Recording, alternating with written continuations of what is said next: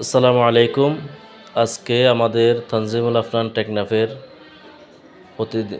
প্রতি শুক্রবারের ন্যায় আজকেও প্রজেক্টরের মাধ্যমে ছাত্রদের নামাজের প্রশিক্ষণ এবং বিভিন্ন তেলাওয়াতের লাহান এবং বিভিন্ন সাংস্কৃতিক অনুষ্ঠান এবং সঙ্গীতের মধ্যে দিয়ে ছাত্রদেরকে গড়ে তোলার চেষ্টা করতেছি। আন্তর্জাতিক মানের কেরাত এবং অনুষ্ঠান, বিশেষ করে হিফজ বিভাগের যত রকমের প্রয়োজনাদি আমরা প্রজেক্টরের মাধ্যমে ছাত্রদেরকে প্রতি শুক্রবারে এই প্রশিক্ষণটা দিয়ে থাকি।